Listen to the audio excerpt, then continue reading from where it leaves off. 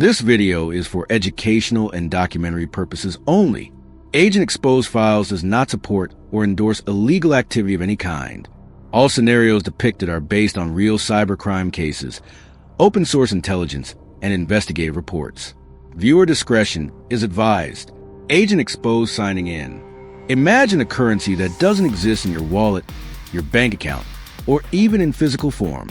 It lives purely in code. It doesn't need a name, a nation, or a middleman. Just a key. And once it's gone, it's gone. No bank reversal. No customer support. No one to call. That's cryptocurrency. And while millions see it as a revolution, criminals saw it as the ultimate opportunity. Our goal is to educate, warn, and equip you with the knowledge to understand how cybercriminals exploit systems, and how technologies like cryptocurrency can be used for both good and harm. This is not a how-to guide. It's an exposure file, a deep dive into the darker side of our digital future. Stay alert, stay informed, stay secure. In 2008, when Bitcoin was born, it wasn't built for crime. It was built for liberation, a response to the financial collapse, a way to take power from corrupt institutions and hand it back to the people. It promised freedom, decentralization, privacy, but freedom always walks hand in hand with risk. It didn't take long before hackers, scammers, and cybercriminals realized something. They had found the perfect weapon, a currency that moves across borders at the speed of light, immune to governments, impossible to freeze, and, if done right, nearly impossible to trace. But how did we get here? To understand why cryptocurrency became the go-to payment method for cybercrime, you need to follow the digital blood trail. Back in the early days of ransomware, victims were asked to send money via bank transfers or prepaid cards. It was clunky, risky, detectable. The criminal had to expose themselves at some point to get paid. But with crypto, all that changed. Take Bitcoin. It's pseudonymous, not anonymous. Every transaction is logged publicly on the blockchain. Every wallet has a trail. But here's the trick. If you can avoid linking your real identity to a wallet, you disappear. All a criminal needs is a wallet address and a victim willing to pay. Let's go back to 2:17 a.m., a cold Monday in January. A hospital in Pennsylvania, Riverside Medical Center. Alarms start blaring in the server room. Files are vanishing. Screens are freezing.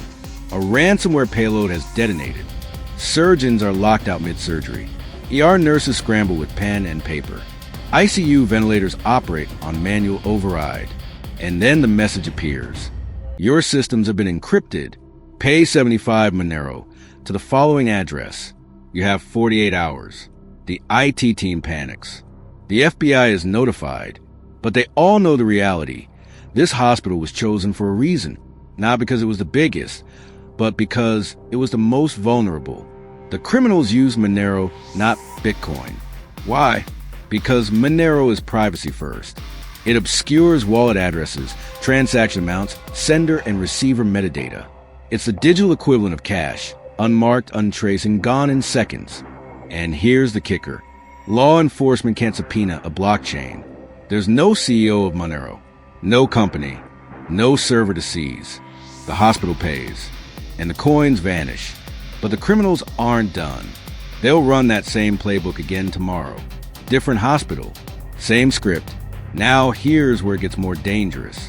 Criminals don't just hold on to stolen crypto. They launder it. They hide it. They bury it in layers of digital mud. Enter the world of mixers and tumblers. A mixer takes your dirty coins and blends them with thousands of others. It chops them into pieces, shuffles them across a swarm of transactions, and returns clean coins that look like new. Some of the most notorious services, like Tornado Cash, operated on smart contracts. No humans involved, just code. And then there's chain hopping. A criminal steals Bitcoin, swaps it to Ethereum, bridges it to Binance Smart Chain, flips it into Monero. Each hop erases more of the trail. Blockchain forensics companies like Chainalysis and Elliptic try to follow the coins. But every layer adds noise. Every protocol adds confusion. And with new decentralized exchanges popping up daily, the tools of laundering keep evolving. But nothing empowered criminals more than ransomware. Before crypto, Ransomware was a curiosity. Now it's a billion-dollar industry. Dark side, our evil. Connie, these aren't lone wolves. They're organized syndicates with developers, customer support, even HR departments. They rent out ransomware as a service platforms. Affiliates launch attacks, and everyone takes a cut. And how do they get paid? Bitcoin, Monero, sometimes Ethereum. In 2021, the Colonial Pipeline attack shut down a major fuel supply. Panic spread across the U.S. East Coast. Flights were grounded. Cars lined up for gas. The ransom? Paid in Bitcoin. $4.4 million worth. Sure, some of it was recovered, but most ransomware payments vanish forever. Victims are desperate. Data is locked. Backups are corrupted. Lives are at risk. They pay, and once the money's gone, it's off to the digital laundromat. But let's ask a hard question. Is crypto really to blame? Because for every hacker using Monero, there's a protester in Venezuela using Bitcoin to survive. For every ransomware gang hiding in DeFi protocols, there's a journalist in Iran using crypto to fund their truth-telling. Crypto is a mirror. It reflects us. The technology is neutral. It doesn't care if you're a freedom fighter or a black hat hacker. It only cares if your key is valid. The same Tornado Cash used by North Korean hackers was also used by political dissidents trying to escape surveillance. The same Monero used by ransomware groups is used by women escaping abuse in countries where banking access is controlled by men. The government says it's about national security. Privacy advocates say it's about civil liberties. So who's right? The truth is both are, because freedom without rules creates chaos. But rules without freedom create control. And in that tension, crypto lives. Now, back to Riverside Hospital. Weeks after the ransom was paid, the FBI got a break. A single VPN disconnect. 11 seconds. The attacker's real IP slipped through. That IP matched login data from a small Eastern European crypto exchange.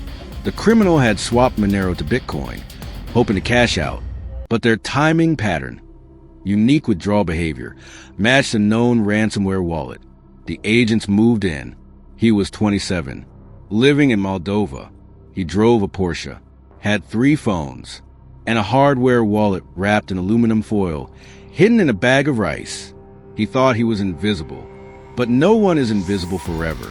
Cryptocurrency is here to stay.